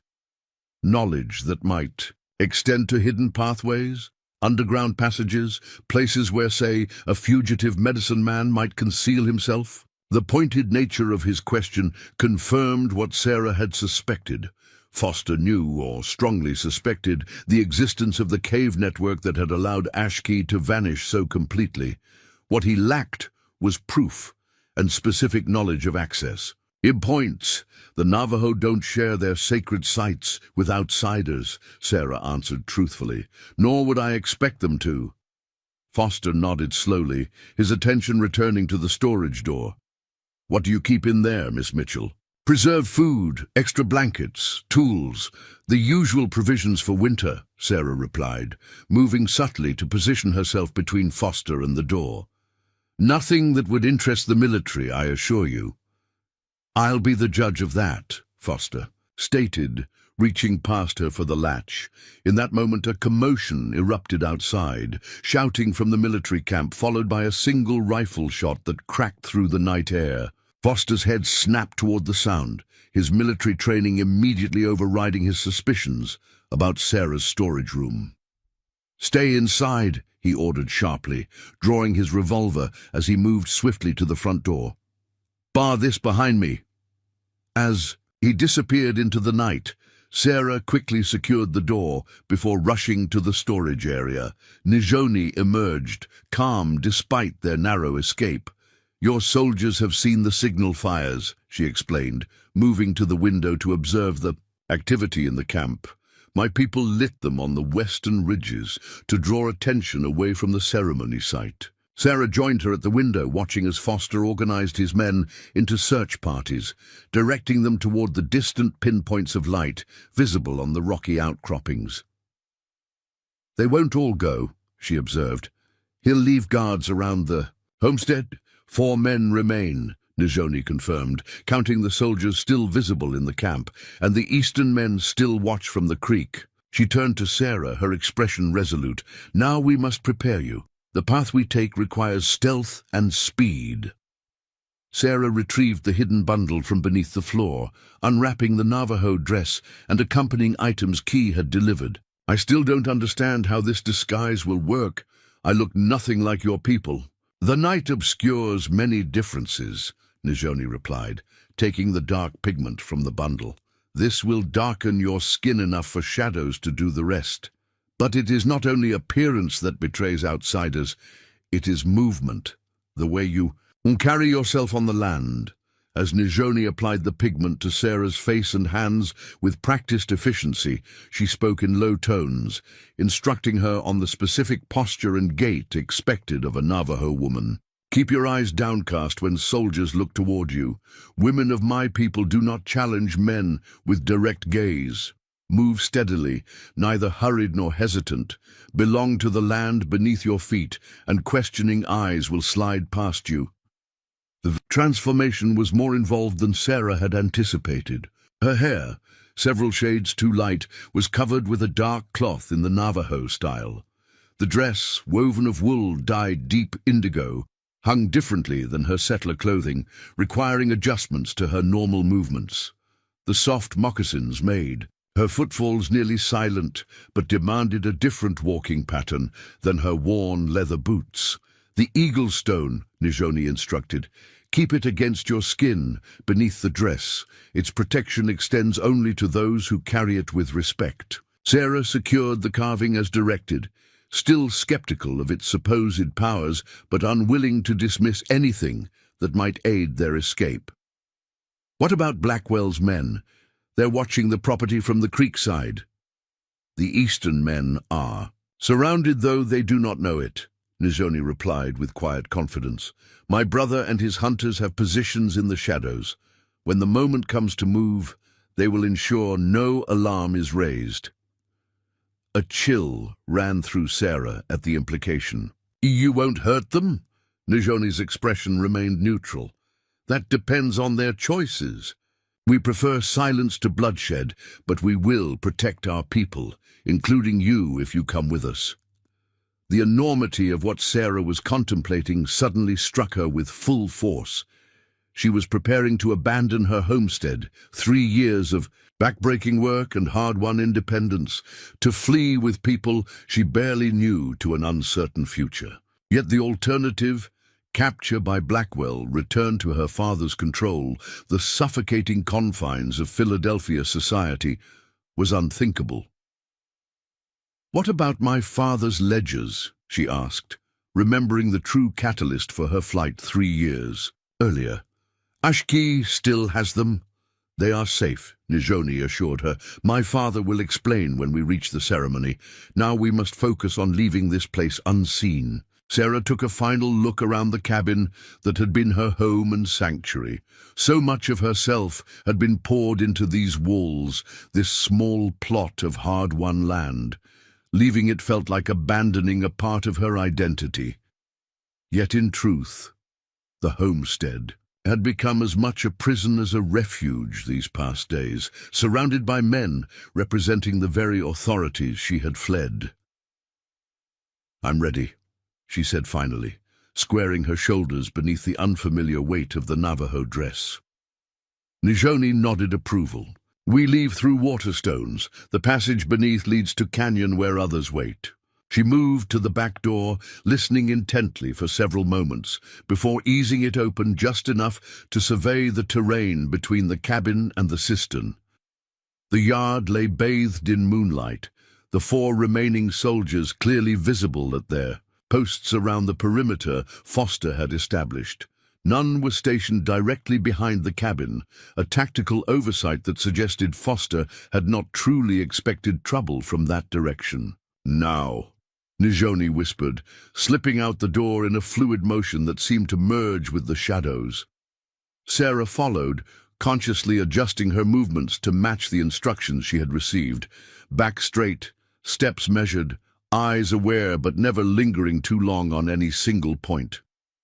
Together they moved across the open ground, using the deeper shadows cast by outbuildings where possible, but ultimately relying more on deliberate purpose than concealment. The strategy proved remarkably effective. One soldier glanced in their direction, but his gaze passed over the 2 Navajo women without registering their significance. To his military mind, trained to watch for specific threats, they registered merely as native women going about their business, unexpected but not inherently suspicious in territory where indigenous people still moved freely despite reservation boundaries. They reached the cistern without challenge, Nijoni immediately kneeling to locate the hidden entrance that had so fascinated Blackwell earlier that day. Sarah cast one final glance toward her cabin, its silhouette a darker shadow against the night sky. "No looking back," Nijoni murmured, correctly interpreting Sarah's hesitation. "The eagle flies forward only." Sarah nodded, turning her attention to the task at hand. Nijoni had removed several stones from the cistern's base, revealing an opening barely large enough for an adult to pass through. Beyond lay darkness, the faint scent of damp earth rising. From the hidden passage, "I go first," Nijoni instructed. "Follow close. Touch wall with left hand always. Many branches in tunnel, easy to become lost." She slipped into the opening with practiced ease, disappearing into the blackness below.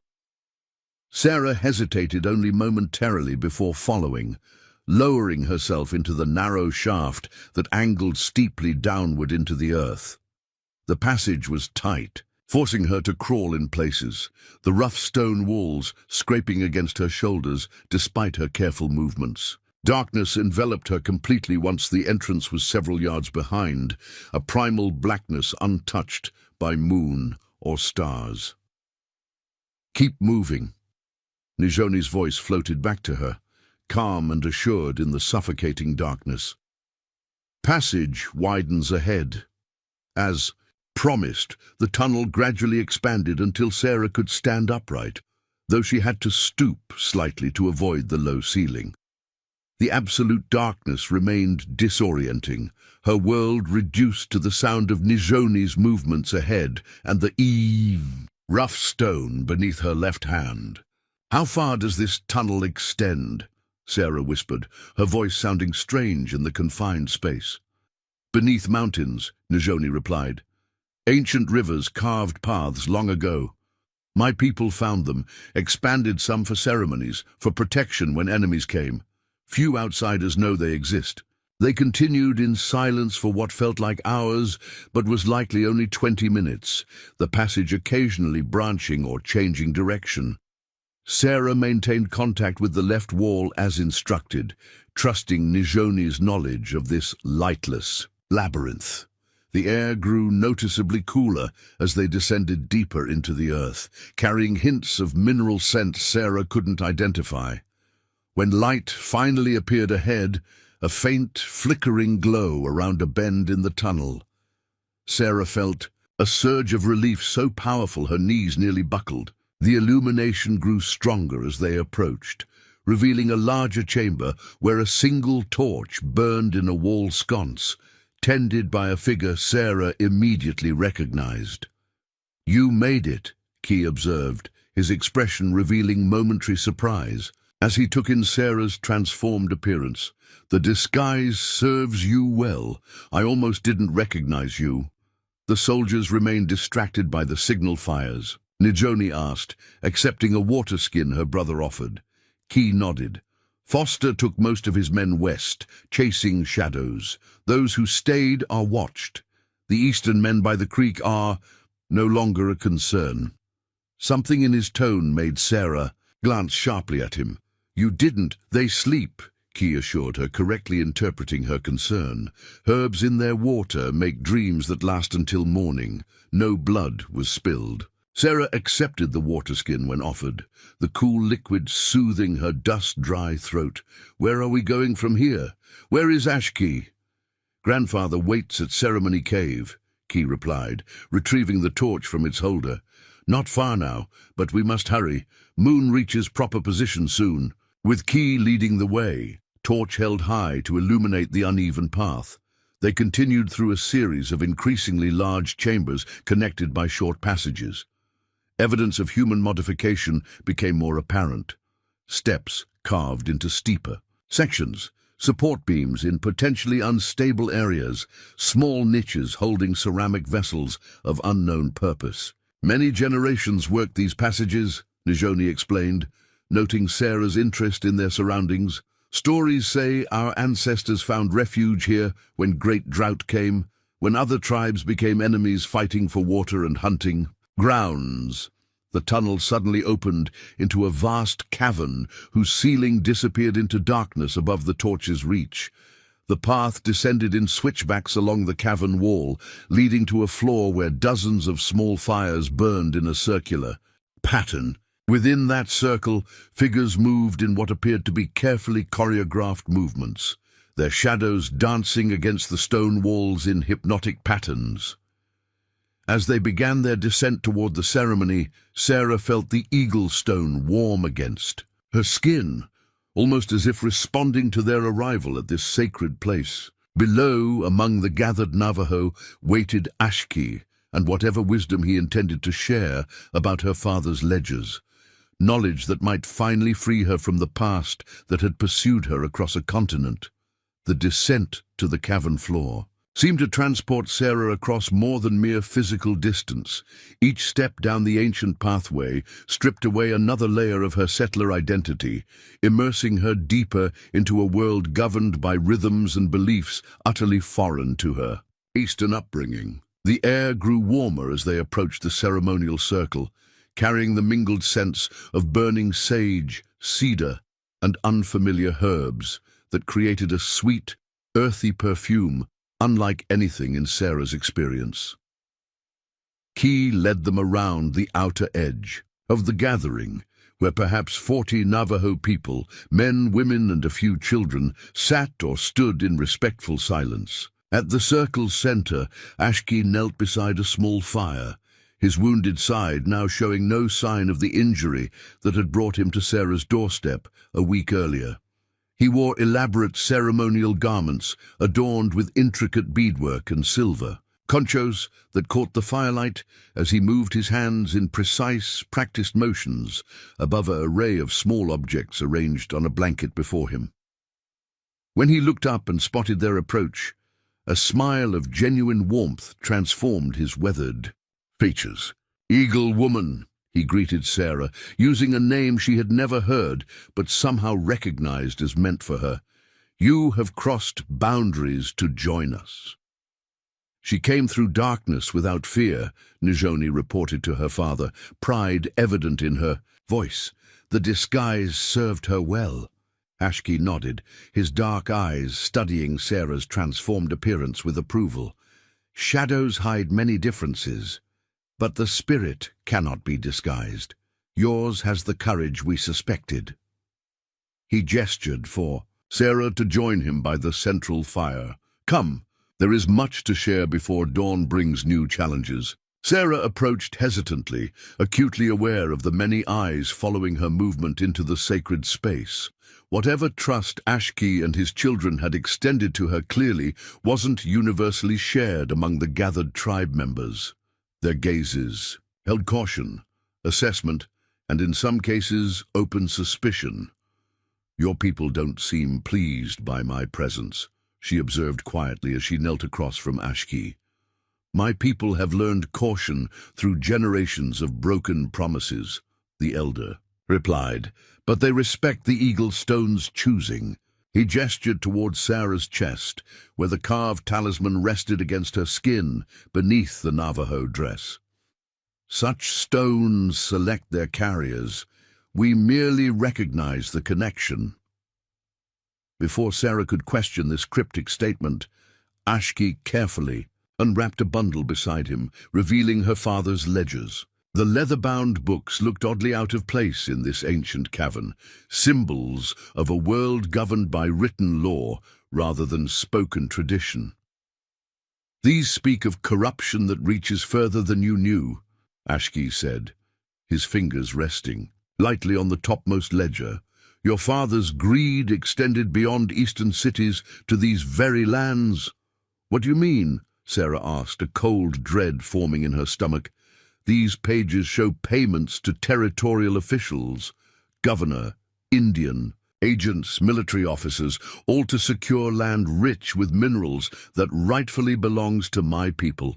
Ashki opened one ledger to a page marked with a strip of woven cloth. Your father never traveled west, but his influence secured stolen wealth for Eastern men who never touched the earth they plundered. Sarah leaned forward, recognizing her. Father's meticulous handwriting detailing transactions involving territorial land grants. The names listed as recipients included several she recognized. Wealthy Philadelphia families with mining investments in Western territories. The officials receiving consultation fees included Hammond, the current Indian agent, and his predecessor. These are dated nearly 5 years ago, she noted, scanning the entries. Before I fled Philadelphia. Ashki nodded. The corruption has deep roots. When reservation boundaries were redrawn 3 winters past, the new lines conveniently excluded lands, where silver and copper lay beneath the soil. He turned another page, revealing a map with annotations in her father's hand. Sacred sites of my people became property of mining companies through judges' rulings thousands of miles away. The revelation struck Sarah with physical force. Her father's corruption extended beyond manipulating local justice for wealthy friends. He had participated in the systematic theft of native lands, using his legal authority to facilitate the displacement of entire communities for financial gain. I had no idea, she whispered, shame washing through her despite her personal innocence in these transactions. When I took these ledgers, I only knew they contained evidence of judicial misconduct in Philadelphia. The Eagle Stone recognized. What you did not yet understand, Ashki replied. It guided you west, to the very land your father helped steal, so truth could emerge. Sarah shook her head, struggling with this mystical interpretation of what she had considered a practical decision to flee as far from her father's influence as possible. I chose the Arizona Territory because land was available through the Homestead Act. It was, coincidence. A hint of amusement touched Ashki's expression. White people find comfort in coincidence, where my people see pattern. Either understanding serves the present purpose. He closed the ledger and regarded Sarah intently. What matters now is what happens with this knowledge. The military is searching for you, Sarah reminded him. Blackwell is determined to retrieve these ledgers for my father. What happens when dawn comes and they discover I'm gone? By sunrise we will all be elsewhere, Ashki assured her. The ceremony concludes with Moon's descent. Then we travel to meet with leaders of neighboring tribes who have suffered similar theft. These records will help unite our voices against those who rewrite boundaries to serve greed. The enormity of what Ashki proposed began to register in Sarah's mind. You intend to use these ledgers to challenge the territorial government's land policies, to protest the reservation boundaries. Truth is a powerful weapon against corruption, Ashki confirmed. Your father's own words prove what our people have claimed for years, that boundaries were drawn to steal resources, not to establish peace. But the authorities will never accept evidence stolen by a judge's fugitive daughter and presented by a medicine man who violated reservation boundaries, Sarah protested. They'll dismiss it without consideration. Key, who had been listening silently nearby, joined their conversation. Not if evidence goes to Washington newspapers, not if copies reach humanitarian groups in eastern cities. His English, more fluent than Sarah had initially realized, carried the confidence of education. Words that territorial officials can ignore become harder to dismiss when printed for all to see. Sarah considered this strategy with growing appreciation for its potential effectiveness. Public exposure had been her original, half-formed plan. When fleeing Philadelphia, before fear and isolation had narrowed her focus to mere survival, these people had developed a more comprehensive approach to using the damning information she had carried west. My father will deny everything, she cautioned. He'll claim the ledgers are forgeries, that I fabricated them out of personal vendetta. Which is why you must tell your story alongside the evidence, Nijoni interjected, joining them by the fire. A judge's daughter who abandoned privilege to flee corruption carries moral authority that strengthens the written proof. The implication stunned Sarah into momentary silence. They weren't simply asking to use her father's ledgers, they were inviting her to publicly stand against him, to become the voice that gave human context to the dry accounting of bribes and illegal transactions. You want me to openly oppose my father? To testify against him?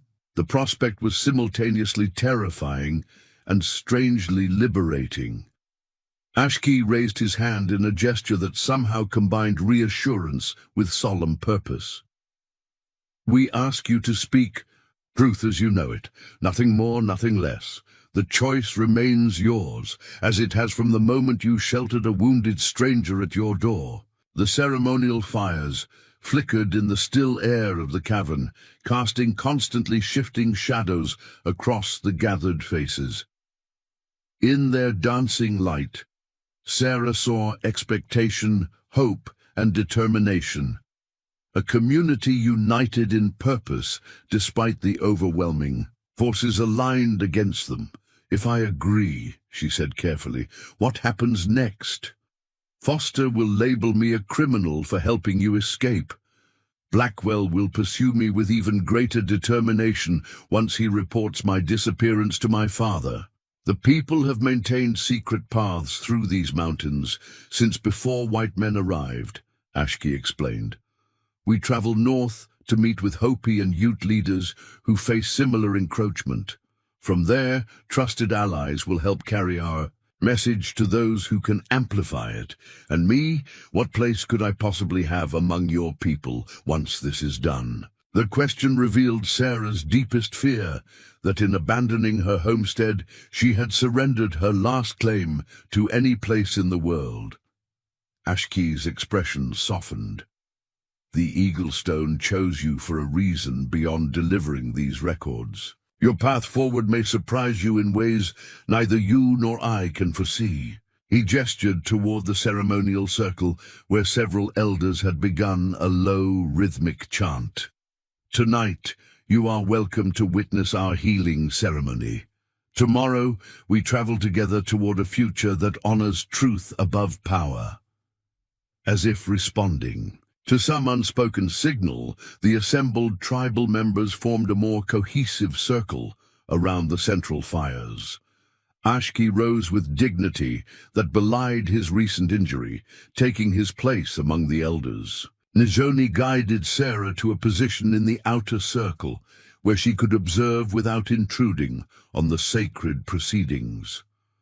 The ceremony unfolded with hypnotic intensity over the next several hours, chanting that seemed to vibrate through the stone floor itself, ritual movements that mimicked natural forces, sharing of sacred substances that Sarah declined with respectful gestures Nijoni had taught her. Throughout, she remained conscious of her status as outsider, granted rare privilege, careful to maintain the respectful silence expected of witnesses. Near dawn, as the ceremony reached its culmination, Ashki approached Sarah with a small clay bowl containing a paste of dark minerals mixed with clear oil. With ceremonial deliberation, he drew a simple design on her forehead, an eagle in flight, rendered in a few economical strokes.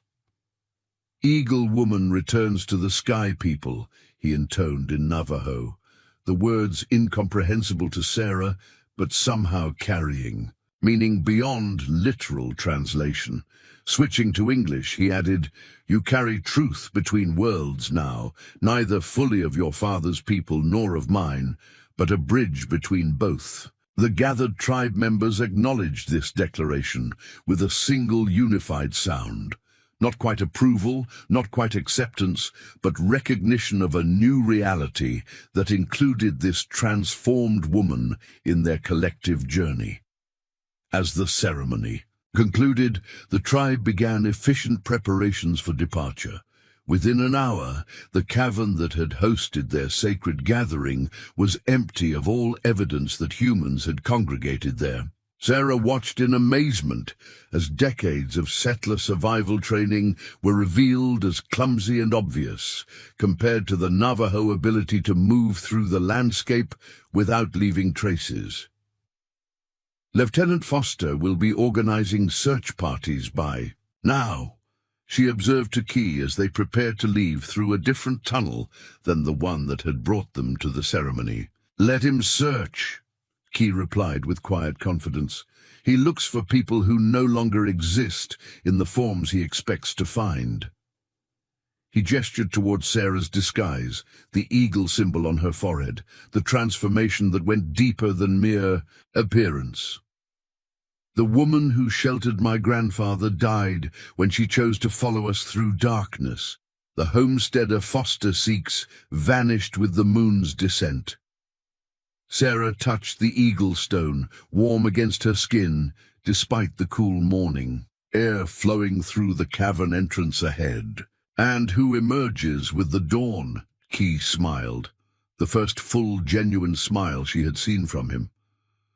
"That is the question that makes a journey worth undertaking." As they emerged from the cavern onto a high mesa miles from her former homestead, Sarah turned to view the landscape transformed by morning light. In the far distance, barely visible, smoke rose from what might have been her cabin, Foster destroying evidence of her presence, perhaps, or simple retribution for her perceived betrayal. She felt a momentary pang for the life she had built there, the independence she had treasured. Yet as she turned to join the column of Navajo, already moving northward along hidden trails, Sarah recognized that she carried her true independence within, the freedom to choose truth over safety, justice over convenience, courage over compliance. Ahead lay uncertainty, danger, and the monumental task of challenging corruption that reached from Philadelphia courtrooms to Arizona territorial offices. Behind lay the ashes of a life that had ultimately become another form of hiding. The eagle stone pulsed once against her skin, then settled into comfortable warmth as Sarah Mitchell, daughter of a corrupt judge, former homesteader, newly christened Eagle Woman, took her first steps toward a future where boundaries between worlds might prove more permeable than either her father or Lieutenant Foster could imagine. Above, a golden eagle soared on thermal currents, rising from the warming desert floor, its shadow briefly touching the small column of travelers before it banked toward the sacred mountains that had witnessed the unfolding of countless human dramas. Across centuries, Sarah followed its flight until it disappeared into the sun's glare, carrying with it the final fragments of the woman she had once been. Up next, you've got two more standout stories right on your screen. If this one hit the mark, you won't want to pass these up. Just click and check them out. And don't forget to like, subscribe, and turn on the notification bell so you don't miss any upload from us.